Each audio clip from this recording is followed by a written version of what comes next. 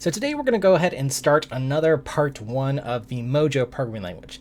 Now we took a look at the Mojo programming language about a year ago, but I want to go ahead and see where it's at now. It's again a relatively young language, so we're going to go ahead and take another look at it and see how the language has developed. So I've got 2 parts that are going to be coming up, so you can check out those. And with that said, let's just go ahead and take another look at Mojo from the beginning here and see what all is in the language. And in part 2, we will do a deeper dive into the language, actually doing more syntax than I got to do in my other first impressions video. So you can check out all 3 total Mojo videos if you want, but this is going to be the first part of our next series, and then the next video after in this playlist will follow up doing more coding. So with that said, go ahead and enjoy. Next part here, try to just go through more of the language here. This will be our first ever two-parter. First ever two-parter in this series. Anyways. Hey, what's going on, folks? It's Mike here, and welcome back to my Programming Language First Impression series. The series in which we take a look at a programming language for the first time for about an hour together and just see what it's like to use that programming language for the first hour, how it is to get set up, what the language looks like, maybe what the community is like, tutorials, and so on. So with that said, let's go ahead and dive in, and today I'm very excited to take a look at the Mojo programming language. So this is coming out of Modular AI, which is led by Chris Latner. We'll talk a little bit about him as we explore the language here. But this is a really exciting language here. So Mojo, and then the fire emoji, but it's basically a CPU and GPU language all into one here, or at least it's making that sort of harmoniously, let's say our CPU and our GPU play nicely together. Okay, so we'll talk a little bit about that. But I do want to scroll down before we get to the web page here and open up the wiki page. And I'll open up the homepage here, but let's just take a look here to get a little bit about the history here. I mean, this has been on my radar basically since it was launched, because again, as I mentioned, it's by Chris Latner, who's done a really, really nice job with many different software programming languages and projects. Again, we could take a look at his wiki page here. But most notably LLVM, which a lot of programming languages, a lot of tooling is built upon. Again, if you're familiar with the Clang compilers, for instance, in the C and C++ world, as well as many other different languages, Rust and so on has LLVM version and so on. Chris also worked on the Swift programming language and sort of led that project, as I understood, and then again has done some cool stuff again on top of the LLVM infrastructure with MLIR, which is sort of another level of things here.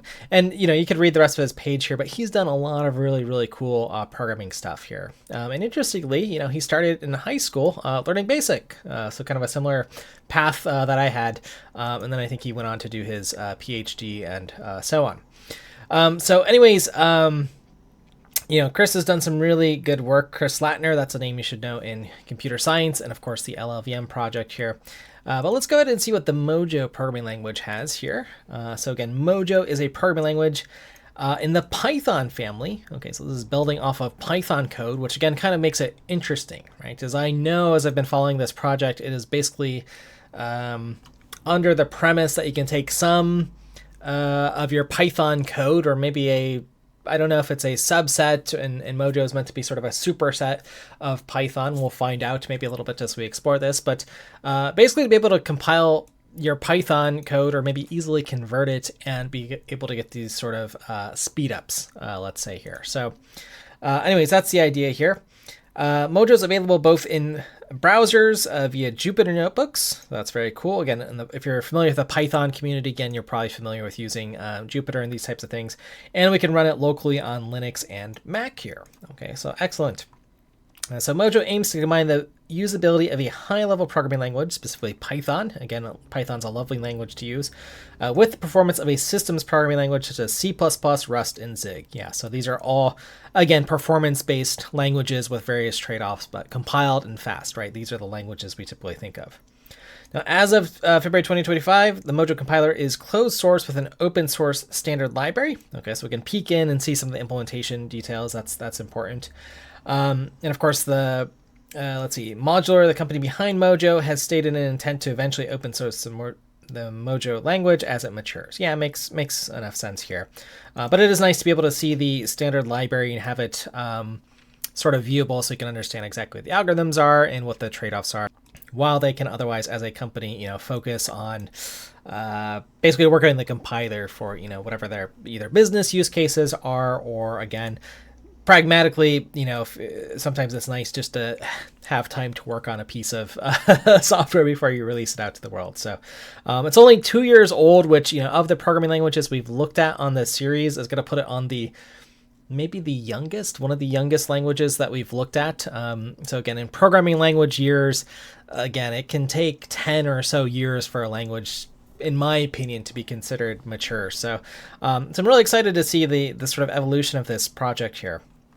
So at least according to this wiki here, we have, a preview release version here, again, 4 months ago at the time of this recording, so even younger here.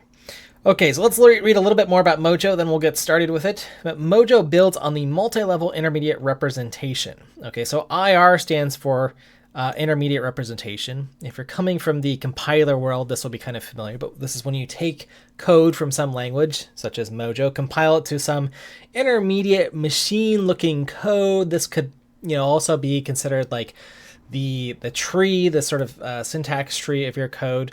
It's something that's basically, language that your compiler understands, and that's going to take that intermediate representation and have it in a convenient form for maybe optimizations or, these types of things, and then ultimately take that intermediate representation and then generate machine code. Okay, so rather than hand waving, again, just to define that term for you, if you're not familiar, IR, we've dove into a lot of programming language stuff if you've been watching these videos, but not as much compilers. So again, I can take my Python code, which again, I don't know, maybe I have a main function here like this, print, hi.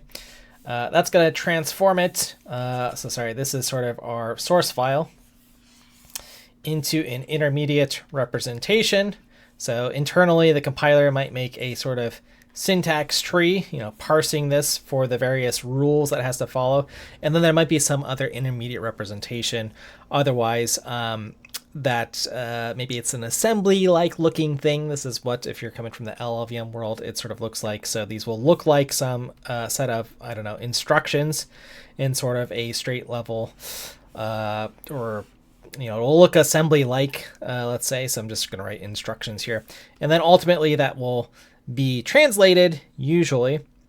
It could be translated directly into machine code, or you get, some loads and stores and assembly-like looking things here. And then you then get your binary, okay? So we sort of call this the intermediate representation. And then there might also be some middle layer here that we call this the middle end of the compiler. The middle end, where you're working with this intermediate representation due to optimizations and code gen, which ultimately happens in the back end. And then we have our front end here. Sorry, I didn't lay up with that. But anyways, that's your compiler's crash course in, a minute roughly of what's happening, let's say here. Okay. So that's the IR part. What is the MLIR part? Okay, so let's take a little look at this. I haven't worked as much on this. I've done some LLVM hacking here, but this says multi-level intermediate representation. My understanding, this is basically an extension of the intermediate representation. So it provides a modular and extensible form on the MLIR, modular and extensible intermediate representation, again, to facilitate the construction of domain-specific compilers and improve compilation for heterogeneous computing. Okay, heterogeneous computing meaning that we're using more than one type of processor, exactly what Mojo is, CPU plus GPU. Okay, and we'll get to that when we talk about Mojo here.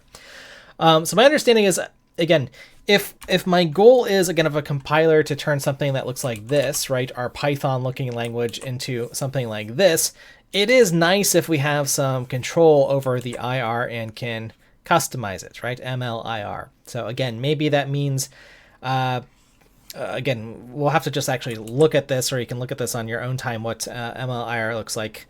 But it sounds like a good idea if we have control, right, over how we can do this sort of, again, what I'll say about MLIR is it sounds like a good idea if I'm able to come up with an intermediate representation for, my machine code here, my assembly instructions. But, what if I have some like GPU code here that doesn't necessarily maybe it has a totally different assembly language or something like that, right? So I need to be able to like have these multiple versions or extend my IR in some way. Okay, so a little bit of homework for you to Google that, a little bit more homework for me to play around with that. But anyways, this will be kind of the idea here. So it sounds like, when this was developed, again, by Chris Latner, I guess while he was at Google, that again, really around that time we were starting to see, or at least I was starting to see all the research papers coming out in machine learning. And of course, now we've had the explosion in AI for this domain here. But this has also meant that we're having the explosion in hardware and different types of processors. I mean, we might have dedicated like AI compute things. We're seeing different types of GPUs with different, we might see different instruction sets and so on. But so anyways, if we're going to have a bunch of processors, different types of processors working together, this seems to make sense to, anyways, have control over our representation. So anyways, that's a little bit, we got a little bit hung up on this point here. But okay, so anyways, that's on the MLIR. And yeah, it's giving us a lot of examples here. So with the MLIR is a newer compiler framework that allows Mojo to exploit higher level compiler passes unavailable to LLVM alone and allow Mojo to compile down and target more than one central processing unit. So again, your GPU code, if you've done some graphics or game programming, right, that's compiling oftentimes with whatever graphics API you're using, OpenGL, Vulkan, DirectX, to some other form, right? We usually have the Spear V intermediate representation, which you might have heard of, and that's got to compile, code that runs on your graphics card, right? Maybe a different type of set of instructions, right? And then ultimately, that's the idea here. But again, so GPUs, tensor processing units, application-specific integrated circuits. So again, in the hardware realm, which I haven't worked on as much here, and then other accelerators, right? People might be printing custom silicon. In fact, I know there are many startups doing different accelerators, different types of architectures, right? Non-von Neumann machines and so on. So anyway, this is a really interesting direction for the language, and yeah, I'm excited to check this out. Let me just leave it at that here. Okay, so let's get a little bit of the history here, then we'll get to exploring the website and using this. But the Mojo language was created by Modular Inc., founded again by Chris Latner, the original architect of the Swift programming language and LLVM, and Tim Davis, a former Google employee. The intention behind Mojo is to bridge the gap between Python's ease, so nice syntactic language, and the fast performance required for cutting edge AI applications. I mean, this has been the sort of interesting thing here. If I go to let me do this here. Let me open up a few of these. PyPy, CPython. Right, so I think we're familiar with the Python programming language, which we've looked at on this series, and I think most folks would agree Python is a nice language to write code in. As far as, if you're going to write let's say we're going to write 100-line program, Python is nice. It is just nice, right? Now, if you're going to write a 1,000,000-line program in Python, you could start arguing about, it doesn't have types and these types of things. But all in all, it looks nice. It's well formatted. It's easy to type. You have the list data structure, which can basically do everything you need. And you have, thousands of libraries to do whatever you want. So Python is a nice, very writable, very readable programming language.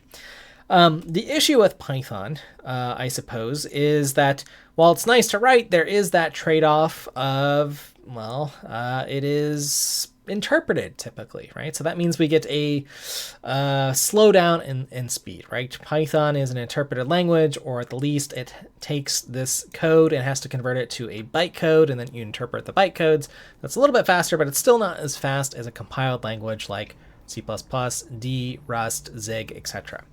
So there have been various improvements, right? There is CPython, and in particular PyPy, I think, which is one of the faster. I guess it's benchmarking against CPython here, and on average, 3 times faster. And there could be other Python variants here, but these are basically implementations of the Python programming language. So same syntax, you get the same list data structure, same keywords.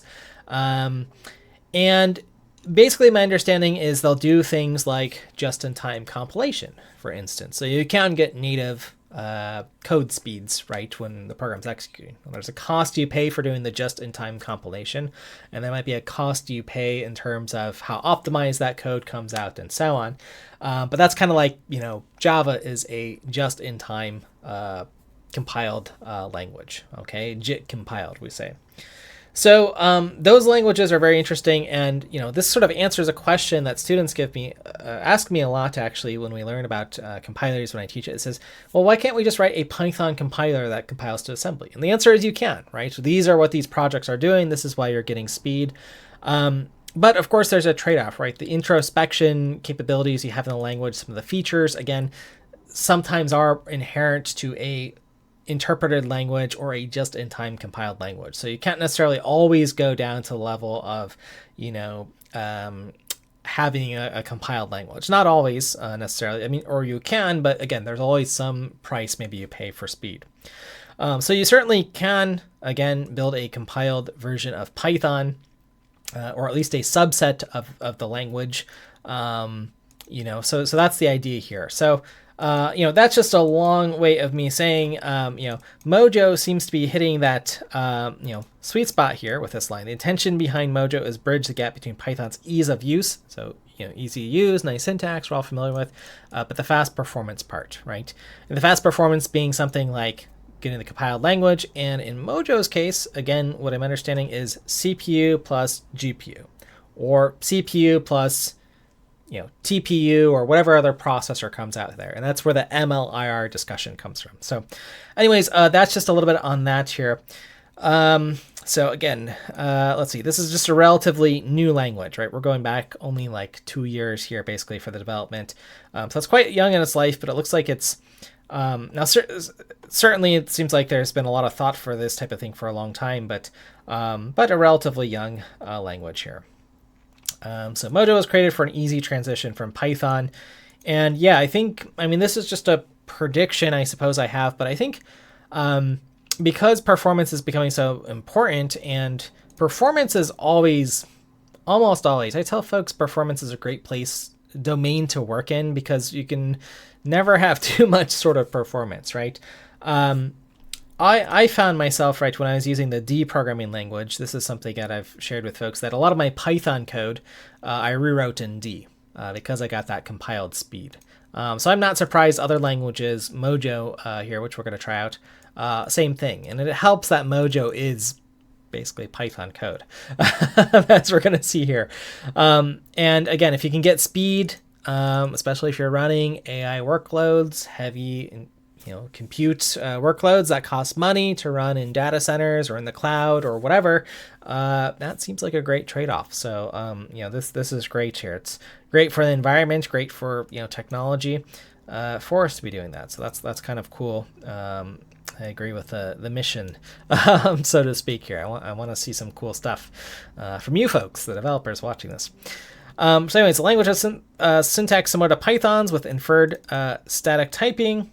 And allows users to import Python modules. So I guess it's got a module system. Again, we know about the backend here. For the compilation, the language also intends to add a foreign function interface. Okay, so I can call it to my C, C++, and Python code. Okay, interesting. So, there is some story here, I guess, of transitioning from Python by just calling your old Python functions, perhaps if it... we'll have to see how compatible Python is with Mojo. Maybe we'll get to that, maybe not. But it is saying, okay, the language is not source compatible necessarily with Python 3 and provides, okay, a subset of its syntax. So that kind of answers it. You're missing the global keyword. Okay, again, that probably makes sense, right? You got to be careful with globals, but I'm wondering if this is also something to deal with, right? If you're going to have a heterogeneous computing, meaning GPU and CPU, where does the global belong, right? You probably want to avoid those. Let's see, lists and dictionary comprehensions and support for classes. Okay. So further, Mojo also adds features that enable performant low-level programming. Okay, so creating compiled functions, structs for memory optimizations as opposed to classes. So I wonder if it has or gets rid of things like inheritance and so on. Mojo support methods, fields, operator overloading, and decorators. Okay, interesting. And the language also provides a borrow checker, an influence from Rust. Yes, Rust is gonna, and it's a frequent request from folks watching this to do more Rust stuff, but so we'll see. The idea of a borrow checker or ownership, right? And again, if you're coming from the C++ world, things like unique pointers and move semantics is always what I kind of think of. But in Rust, borrow checking and having a static guarantee is important for safety, right? And especially concurrency. So let's see. So Mojo def functions, defined functions, that's the keyword for a function. Use value semantics by default. So functions receive a copy of all arguments and any modifications are not visible outside the function, while Python functions use reference semantics. Right, yeah, so if you pass a list in, right, you can mutate it. So value semantics are usually easier to reason about. They're also safer in the sense that if you want to think about ownership and concurrency and these types of things, value semantics seem to be a way to go. We might talk about a language called Pylo, if folks have heard of that later on, but that leans into value semantics a lot, as I guess. I mean, maybe that's a trend here. Okay, let's actually look at the language now. Some syntax here. I mean, it looks like Python here. Okay, and then we can add fn function. We've got types. Okay, the trailing return type here, and a return here. I mean, this looks pretty much the same here. And I guess we have, we do the type after, which I think this is actually nice. This is probably a convenient thing for grammar when you're parsing the language, to have the type sort of returned after this, which is more, I'm thinking more, again, if you're coming from a C background, that looks strange, but I guess if you're a Rust person, maybe that's again more familiar, or I'm thinking like Pascal and stuff has different styles. So anyways, that's the idea. Okay, so anyways, the manner in which Mojo employs var and let for immutable and immutable variable declarations respectively mirrors the syntax found in Swift. Okay, so maybe this is maybe Swift is the language I should be referencing more. Swift is actually, we looked at that earlier in this series, so make sure you check that video out if you're curious about Swift. But Swift is actually a really nice language, available for Windows, Linux, and Mac, not just Mac. So we should be familiar with some of this. Let and var mean something. Okay, var for mutable, let, as most of the ML family languages, let's say, means immutable. Okay, so again, this is going to look pretty familiar with us. This is nice. Okay, we made it. So we got a little introduction there. Let's go to the main website here. Let's start downloading this. Let's try to just install this. So this is going to take us to the getting started page. Okay, that's probably where we're going to go anyways, but let's see. We'll look at the website here. I just want to get this download started in case it takes any amount of time. Okay, we can go down here and create a Mojo project. Okay, so I got to download Pixie. What is this? What is Pixie here? Next Gen Package Manager. Okay, interesting. Okay, we will download that. We will follow their instructions by pasting in this mysterious program here, some other package manager. We will trust it. Okay, let me let that start installing, and then I will navigate to the directory in which I want to create a project. And okay, we will do like the life project here. Okay, and Conda is something I'm kind of familiar with in the Python world. So let's go ahead and just paste that in here. I have to restart my shell. Okay, you always got to read the directions here. So we will do that. And then we will paste. Created. Okay. And it gives me a TOML file here, TOML. Let's see. And then I need to add the modular package here. Okay, I'm just following directions. Okay, that's going to give me the Mojo language, I'm assuming. Now let's list the project contents. Okay, let's do that here. Okay. So far, so good on the tutorial. And this is just taking a few moments to download. So I'll go ahead and pause, and then we will mysteriously have it done in a moment. Alrighty, and we are back. That took about 5 minutes or so if you're following along here. Let's paste in and see the files. So I should see the project directory containing, again, this file here. Okay, that's a manifest file, which defines our dependencies here. Okay, simple enough here. So very nice. Little setup. Let's see, and then we've got a lock file here. Okay, for our dependencies, a subdirectory here for our virtual environment. Okay, so make sure that we're set up with our specific configurations, I suppose, for that per project here, and some git ignore things here. Okay, if we want to run this, let's see, Pixie run executes a command in the project's virtual environment. So let's execute Mojo version. Okay, so let's actually do this. Let's follow along here. So from our life program here, Pixie run Mojo and the version. Okay, we got version 25.5 here, and it looks like a dev build or a nightly build here that we have here. Okay, cool. Now let's see. Now if I just run this, let's see. Did I actually get a program here? Oh, I guess I am in the REPL here. Welcome to Mojo. Expressions are delimited by a blank line. Print hello world. Something like that. Hello world. Okay. So I get a blank line here. And we go further. Okay, so very nice. Always nice to have a REPL in the programming language. So, basically you can, I guess this is giving us the, kind of the interesting thing here is giving us the interpreted version of the language here. One, so I can experiment, I can try some stuff out, but again, showing that I could basically run this, scripts with this language. But I guess we'll get to the point here where we can compile and run our program here. Okay. So we'll revisit this in a moment here, but I want to actually look at the language first, get a little preview.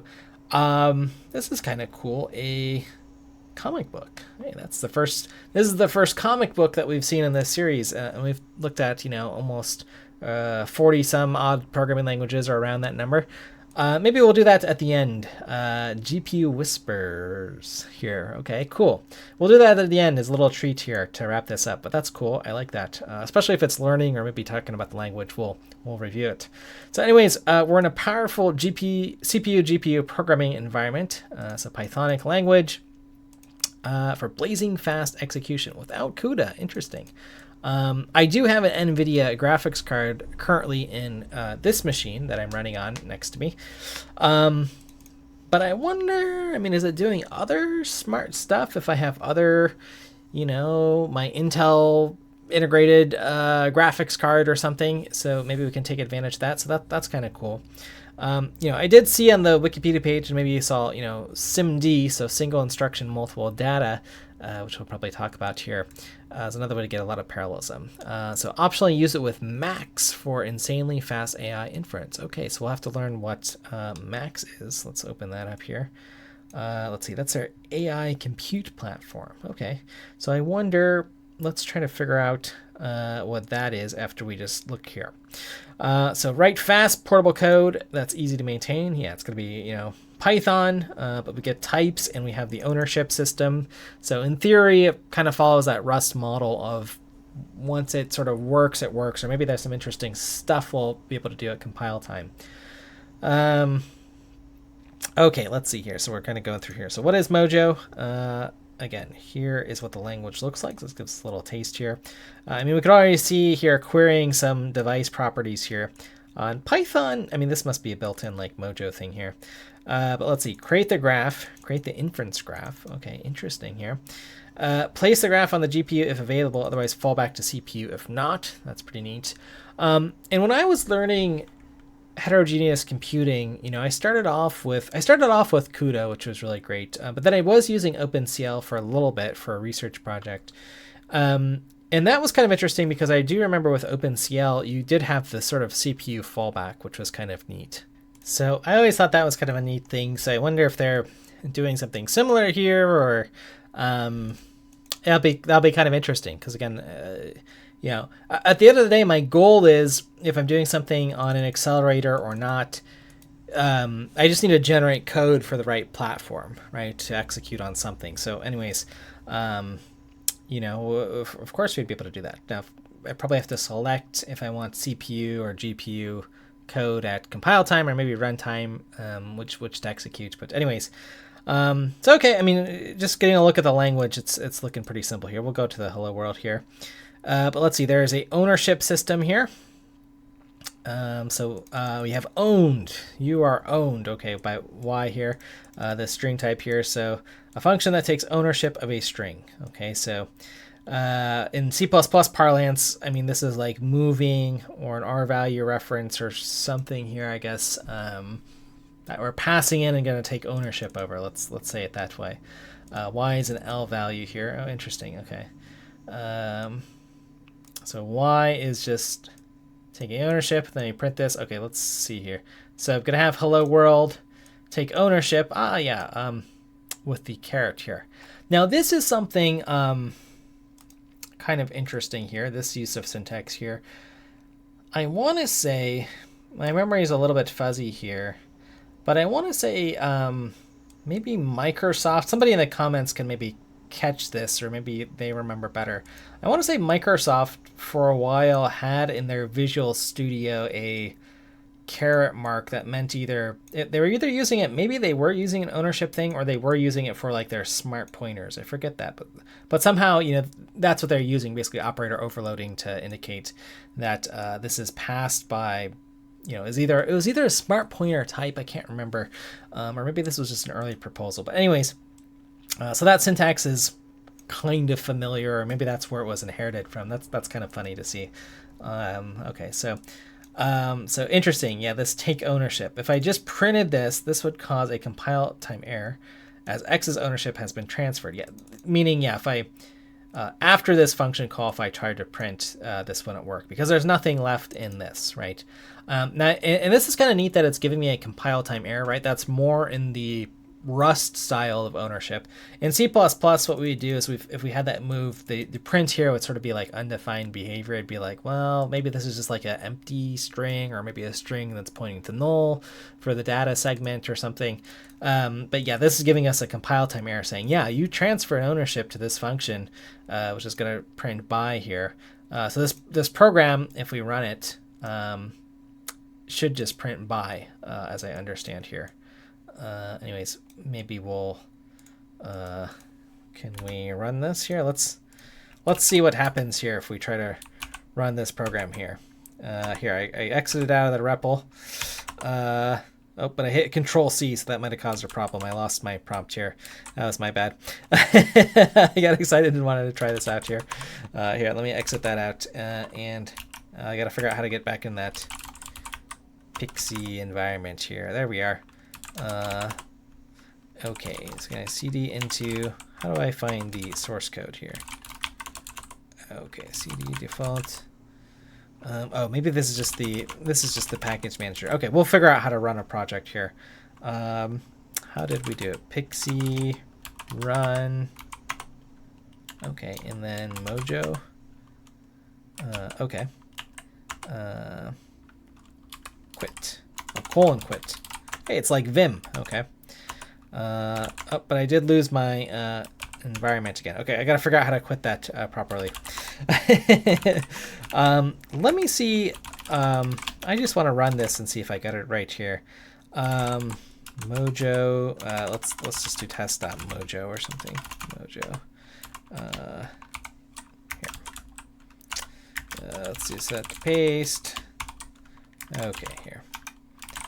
Yeah, let's get rid of this here. And this is Pythonic, so let's make sure we kind of indent things properly here. That'll be something interesting to try here. And let's see, Pixie run Pixel. I keep typing in Pixel run Mojo, and this is test.mojo. Let's see if I can just run a script like this.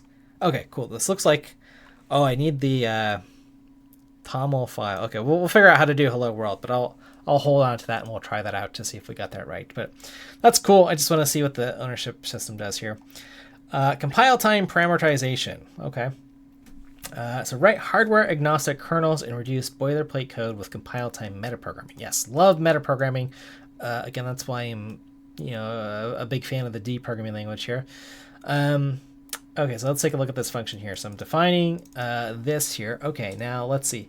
So is this the metaprogramming stuff? And then this is the arguments, and then this is the return type. That's kind of what it looks like. And then in Python, we terminate with the colon. So I'm guessing that, let's see what this is doing here.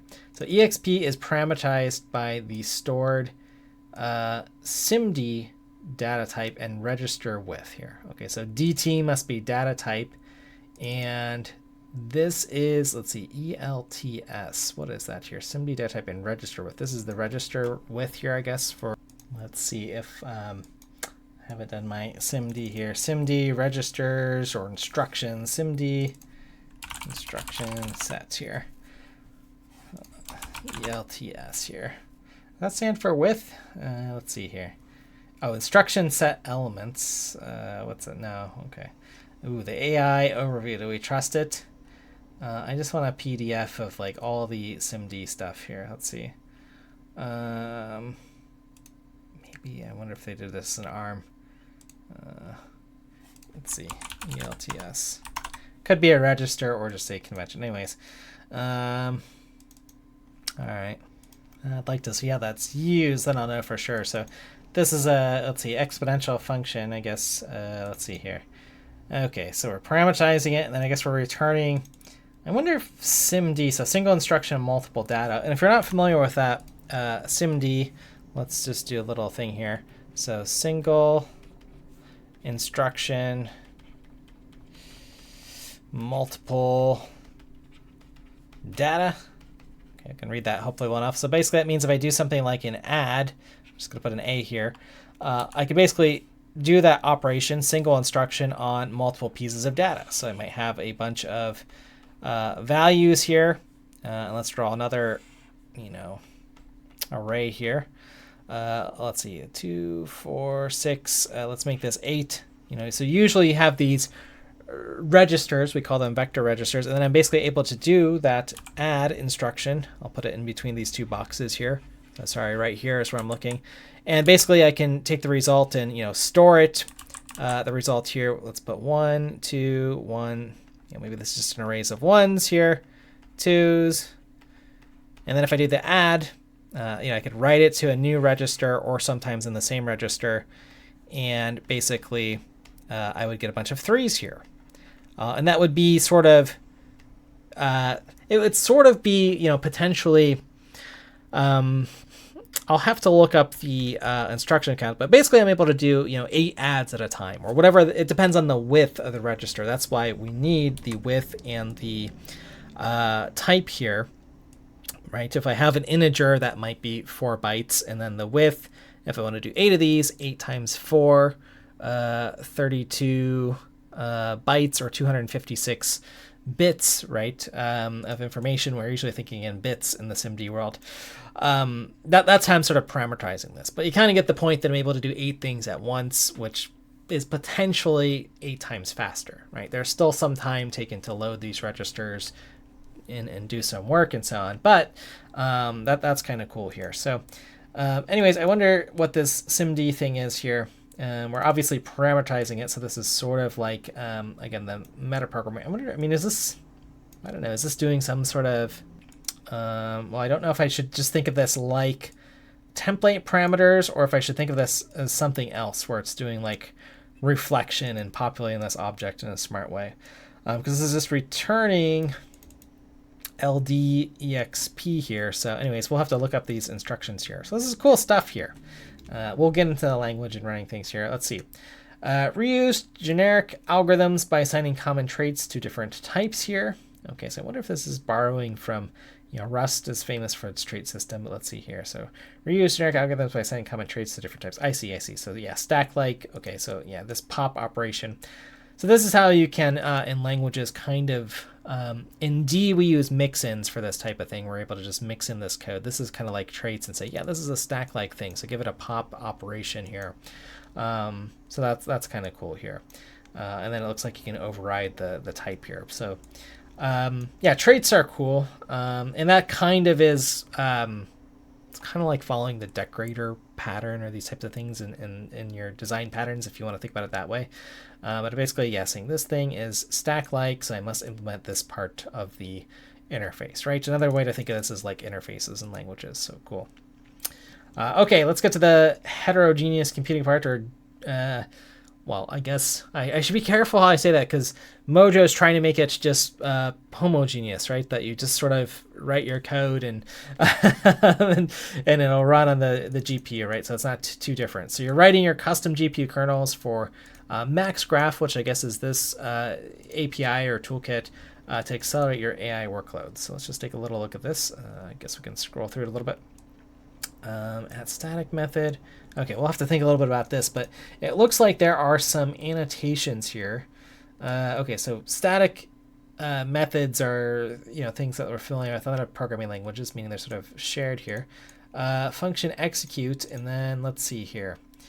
Okay, this is the brackets, which we got to learn what those are. Again, target. So again, I'm kind of thinking of the brackets similar to in C++ the Angular symbols for our template parameters, and D parentheses for our generics, and target, I'm assuming where I want to execute this thing. Maybe that target is like GPU or CPU or something. Oh yeah, and here's our parameters here. Okay, so there is some way to I guess just set the target here, right? And this is very Pythonic here, having like the default here. Okay, interesting. Yeah, this is a very concise for each loop here. Okay. All right. So anyways, write CPU and GPU code together, unlocking incredible performance. Okay. So, I'm kind of going through this because I do want to look at the language, and we're running almost to the hour mark here, but that's okay. Max Graph is a Python interface. Okay. So basically, let's try to understand a little bit of this here.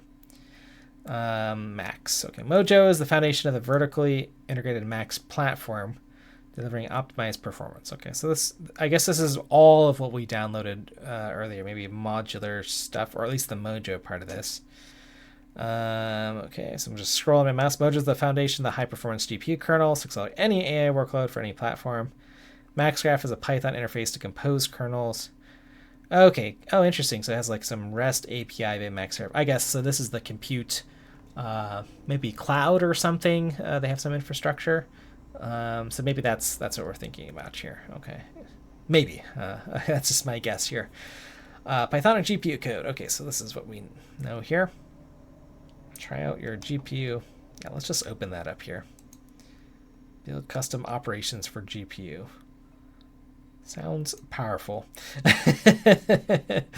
Yeah, combining the best of C++, Rust, and CUDA, and of course Python. Yeah, here. So, right. Ease of use with speed. All these things are about speed. CPU speed, GPU speed. Okay, works with AI code editors. Yep, modern language, right? This was born in the time of AI.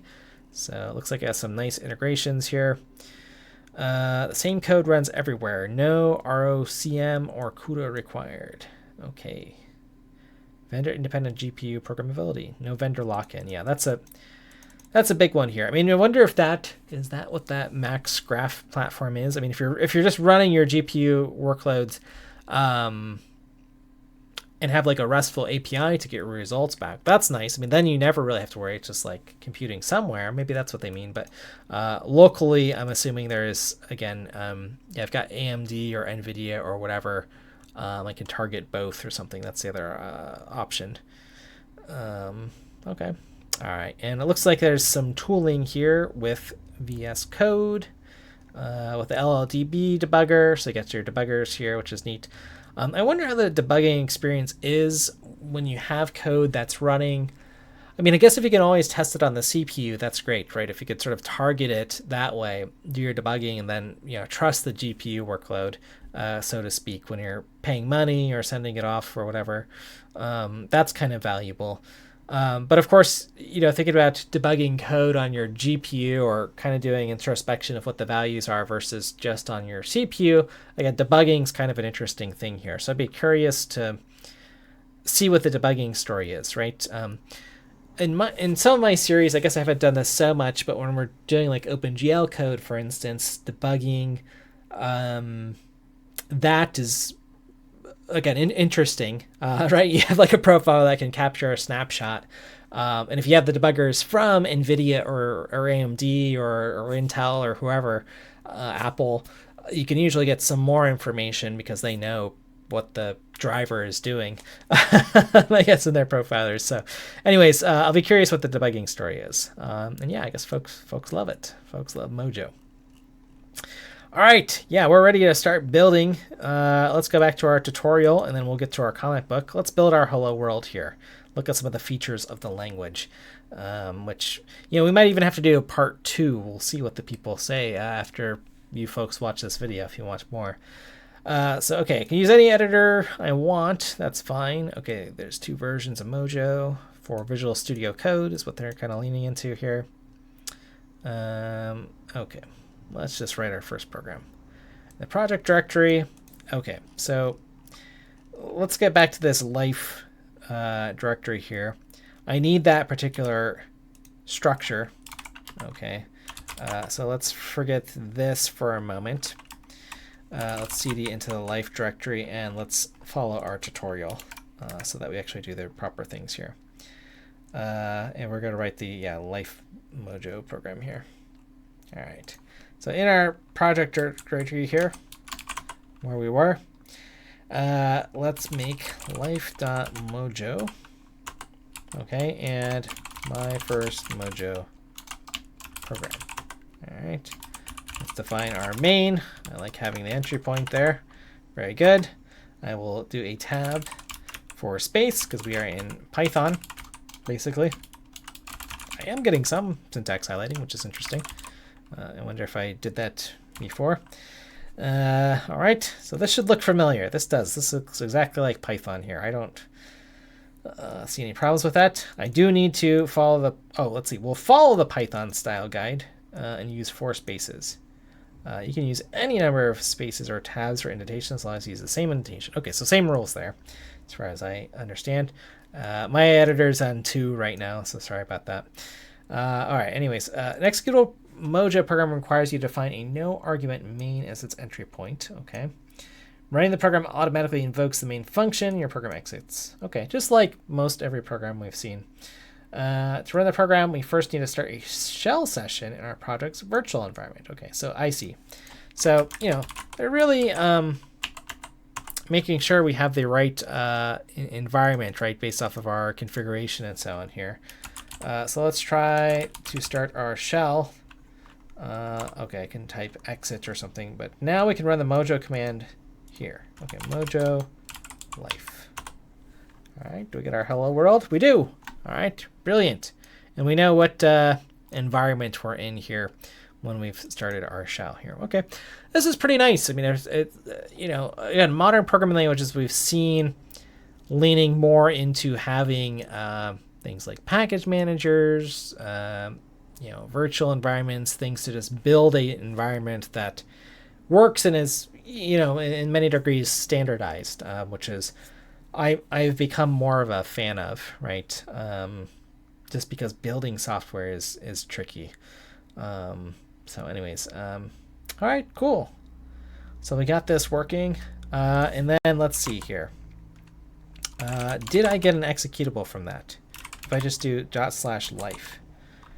No, it did not. So let's see. Oh, Mojo build. Yeah. Okay. We can also compile our program. Yes, that's what I want to do here. Mojo build life.mojo. All right. And now let's run it. Just like a good old, if you're coming from a C, C++, etc. background, you're used to doing that. All right. Let's, if I just type Mojo, what happens here? Welcome. Okay. I keep getting myself into trouble here. Okay, I did it properly. So I didn't lose my terminal here, but let's just kind of poke around here. I'm going to skip ahead of the directions a little bit here.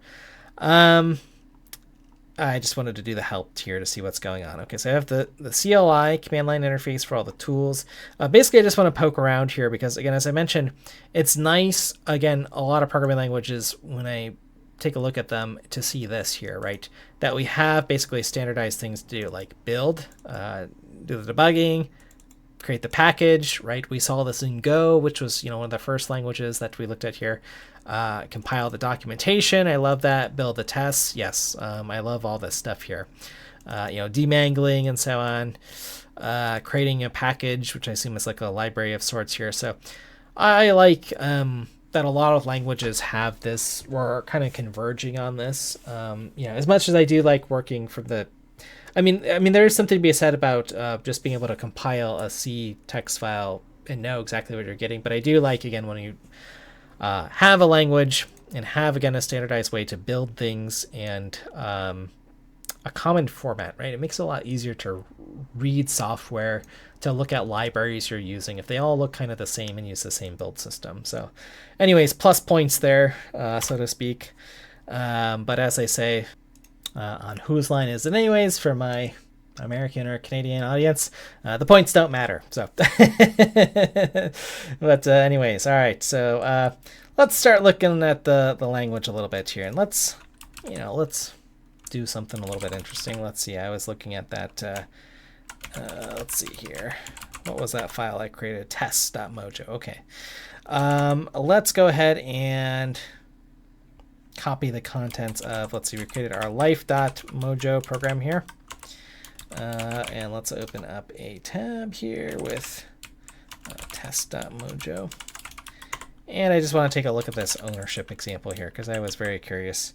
So we did our hello world, but I want to go ahead and compile that just so there's nobody in our audience who is worried about us not doing this. Okay, so we got this example here. Let's see if I can remember exactly how to build it. Mojo. Oh, I got to run Pixie shell. So it puts me in the right environment. Mojo build. And then this is, what is it? Life.mojo. Okay.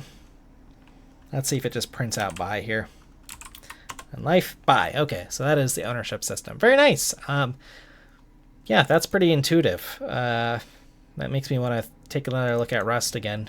Because again, coming from a C++ background, if you're pretty comfortable with move semantics and unique pointers and that kind of thing, I always think that gets you like, I don't know, 90% of the way there. Although the Pareto rule, I suppose, or 80-20 rule is a thing here. But yeah, this is a nice simple example to see on ownership here.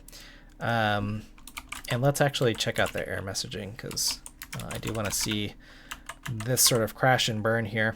All right, let's see what we did here. Okay, so I messed up the indentation, so let's see if I get that much right here. Let's see, did I use tabs everywhere? Yes, okay, so let's try that.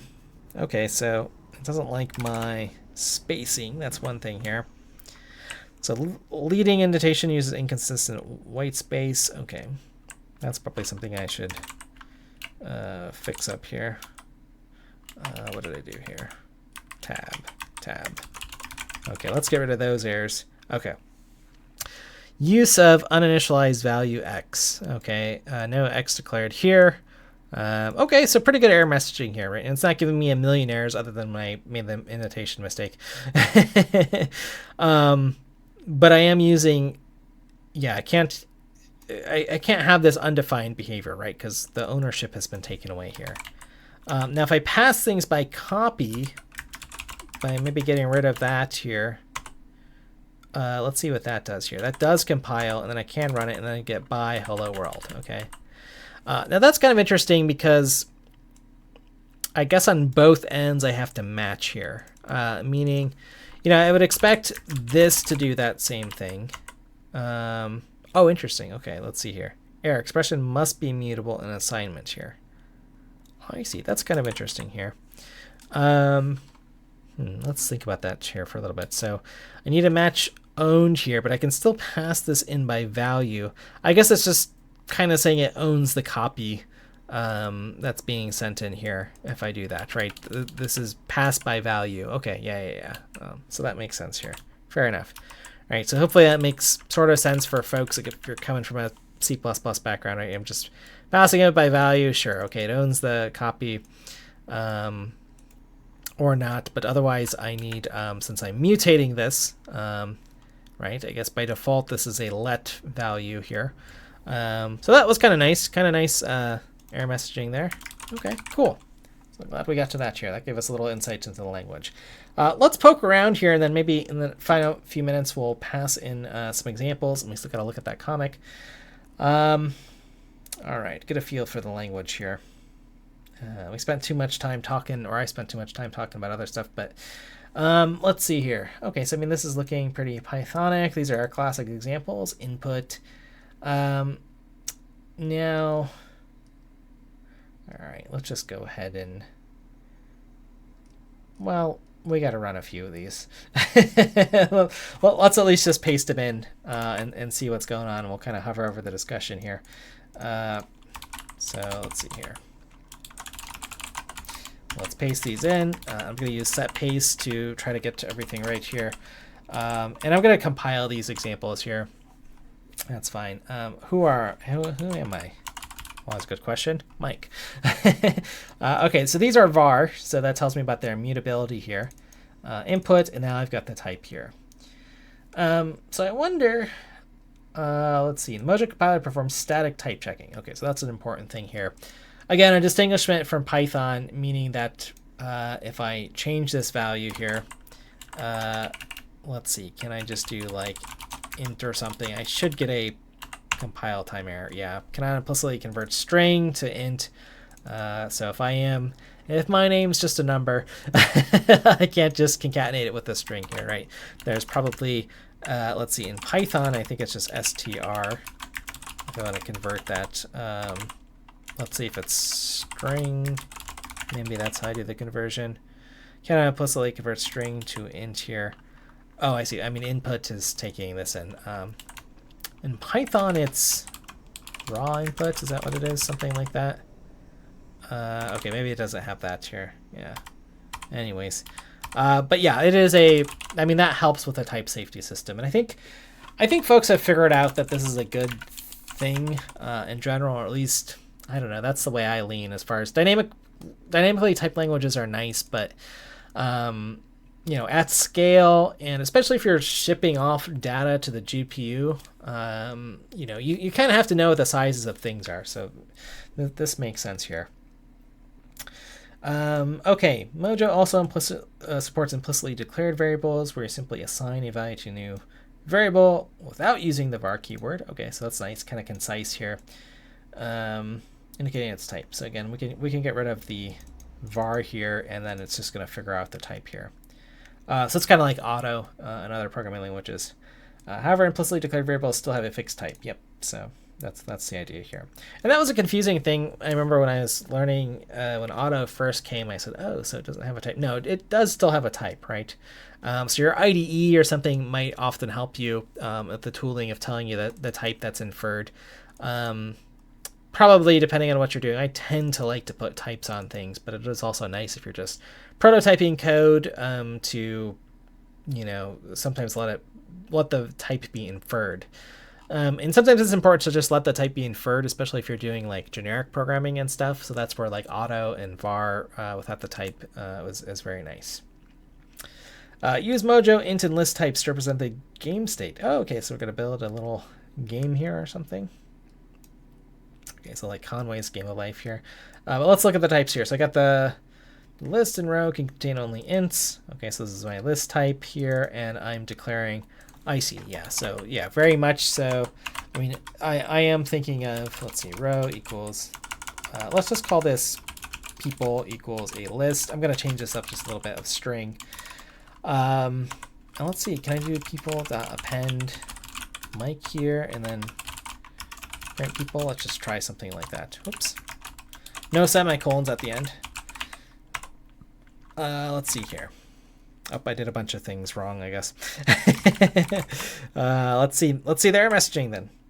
Let's see here. Okay, leading indentation. My editor is, what's the phrase here? Cooked, I guess, that the young folks are using.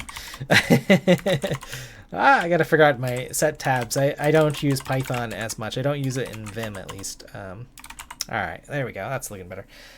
All right, enough excuses. So error, invalid call to print. Could not deduce parameter t's of callee print. I wonder if I had to put in the type here. So something like list of string. I wonder if I had to like explicitly put that in here. Let's see, because that would be an important thing to know. Cannot bind type to trait. Okay, so we'll have to figure that out here. But can I print people at index 0 and is this a 0 index language? Okay. Who am I? I am Mike. Okay. Okay, so that's printed out. We get our lists of strings here. Okay. Oh, yes. Okay, right under here. Example. Okay, so now in Python, right, we like having this list data structure where I can basically just append in anything or make lists of lists. So I wonder what the answer is there if we just have to have types like this here. Okay, and we figured out append and some of these things here. Now we've got pop and len for length and so on. Okay, and we have multi-dimensional lists, or nested lists here. That's very nice. Nice syntax. Very Pythonic. All right. And create and use a function to print the grid here. Okay, so we can print it out and so on. Okay, when we pass an item Mojo, the default behavior is that an argument is treated as a read-only reference. Yeah, so if we start passing in big data structures, something like this here, right, they're starting to get big, more than, I don't know, 8 bytes, or, you know, pick a number that sounds reasonably big to pass in a function and make a full copy of some data structure. We usually want to pass by reference here. So let's see. Okay, so the default behavior is, again, read-only. Oh, the default behavior is that an argument is treated as read-only reference. Right. Because I mean, that's kind of what we want. Read-only, right, to avoid mutation, easier to resubmit the program. Reference to avoid copies. But we can specify a different behavior by including an explicit argument convention. I mean, let's just look at what those conventions are. We already saw one, I think, owned. Yeah, I see. And then we can have read. Okay, mutable by reference. Okay, which seems to be the default, but maybe you want to be explicit about it. And then out. Okay, for getting more than one return value. You can kind of think about that. Some folks use output parameters. Okay, that's kind of nice. I like that. Here, let's go. Oops, where did we leave off in our journey? Okay, yeah, here. So each argument name is followed by type annotation. Okay. And then finally, we can have our trailing return type as well. Let's see where we had that here. I got to expand this just a little bit. Okay, so this is going to return a list of lists. Oh, sorry, this is one of the types, the grid coming in. It's just going to return the string. Okay, so we're building a string here. The type here, and then returning it. Okay, so you have our grid here. I see, yeah, so we are building the little Conway's Game of Life. Nice example. I like the documentation. The documentation's been excellent. You know, that's something that we look at in a lot of these programming languages throughout this series, and the documentation's been very nice here. Okay, so we got range, control flow stuff that we're familiar with. All right, and creating a struct. Let's take a look at this here. We got some interesting things here. I mean, we are at the hour mark, so I'm going to start wrapping us up here. We might have to do a part 2. I might reserve the right to do a part 2 here because this is kind of interesting here.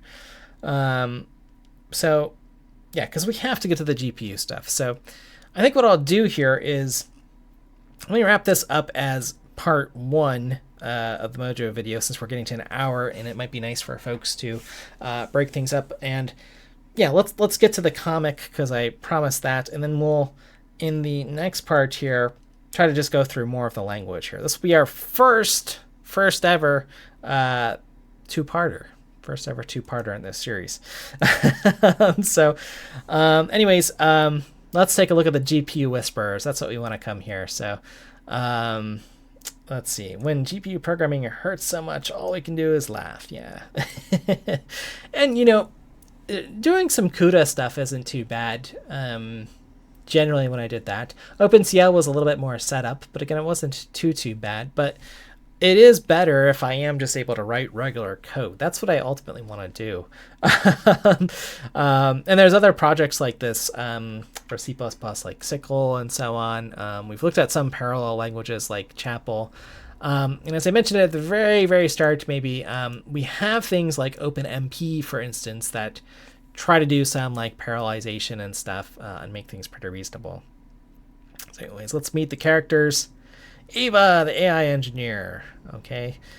She bends GPUs to her will, rewrites kernels, and makes billion parameter models run on yesterday's hardware. If there's a bug in a black box, she'll find it. All right. Glad to be working with Ava. Always need somebody who's a good bug finder and GPU or AI engineer extraordinaire and GPU extraordinaire.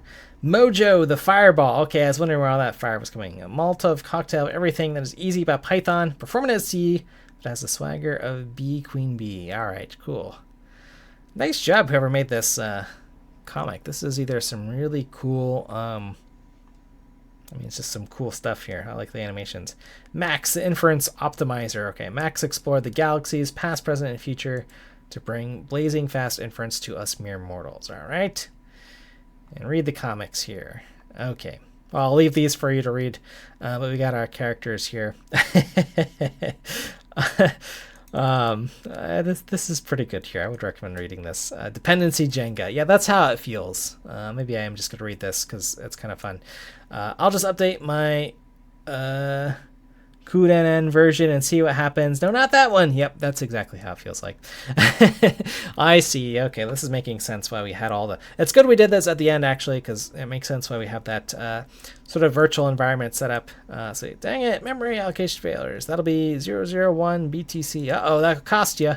Yep, that bad job will cost you. Okay. All right. So anyways, it worked yesterday. Okay, yeah. So, I mean... This is the language Mojo here, but it looks like Mojo, the company, is really trying to take care of a lot of interesting software engineering problems. These issues of dependencies, GPU workflows, having software that just works, and it worked yesterday. Yeah, the number of times you give a live demo, of course, the live demo, 50% chance it's just not going to work. For no reason. Yeah, 5 minutes before the meeting. Okay. So anyways, I will save some of these to watch for your reading pleasure here because we've gone on a long time. Maybe in part 2 we'll finish some of these if folks are enjoying this, but this is kind of fun just in general for a language. So, overall what I want to say, let's wrap up this part and then we'll look more deeply at the language or finish the tutorial or parts of the tutorial next time. But it's a really nice programming language and mission overall. It looks like they have a lot of infrastructure here. We didn't even look at some of the additions and stuff. I mean, we're using this for free, but it looks like there's cool stuff for education. I just saw it looks like there are some like free workloads you can do and stuff. So Mojo seems to be a really nice language. I mean, maybe this is something that gets adopted. I mean, again, as a professor, maybe this is something that gets adopted at universities for doing Python programming in the GPU, right? Because this is just, we can't deny, I'll reserve my opinions on certain use cases for AI, let's say, but we can't deny that AI is coming and it is interesting and it is going to solve a lot of problems, right? So we do need to think about that. But it is kind of interesting or very appealing to think about having this available for students, and then of course if you're at a company or a startup or something, looking at something like this where you're writing Python but able to do the GPU workloads all in one environment here. So again, it's very interesting, very compelling, and very nice setup here. I mean, we have the Mojo playground here. This is cool, so maybe we'll check this out as well.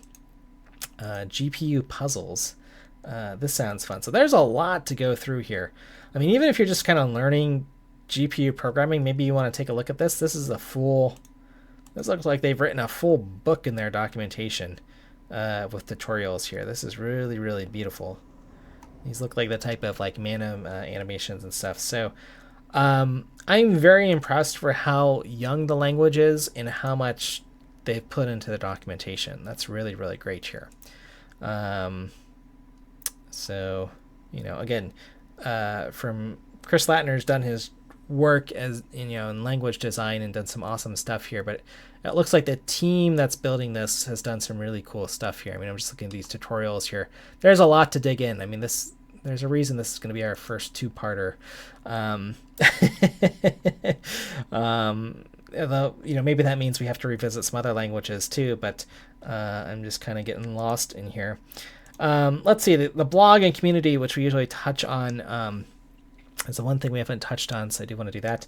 So they have a pretty active blog here, which is always great to see. Posting almost every few days here, which is awesome. So it's, again, very active community.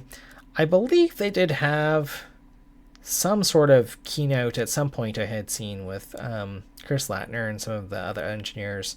Originally, I was going to do just a reaction video to that, but I waited because, it's more fun to actually just use the tools here for me.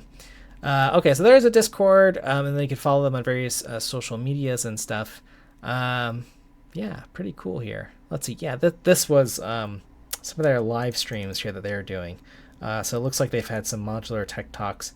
Again, very active. These are coming like every few weeks here. So modular is a pretty interesting project here. They're doing AI workloads. I do a lot of graphics stuff in gaming, so I wonder if there's anything in that domain. That would be kind of interesting. If you've seen anything like that, feel free to post below. That would be kind of fun to see here. Examples with step-by-step things here. Wow, they have a ton of stuff here. Ton of tutorials in different pipelines here. So really interesting stuff here. I don't know if this is flying under the radar. I'm surprised I haven't heard more buzz on like Hacker News or these types of things here. So it looks like a great and this is an example of a company that's built the programming language. So yeah, we've looked at some programming languages that are built by effectively individuals. We've looked at some that are built like as hobby projects or things that people did after work, and then usually there's some sort of foundation. That's one sort of model of programming languages, and then there are this other model where a company, famously like Google makes Dart or something, or Google makes Go, or Rust and Mozilla sort of had like an origin story, let's say.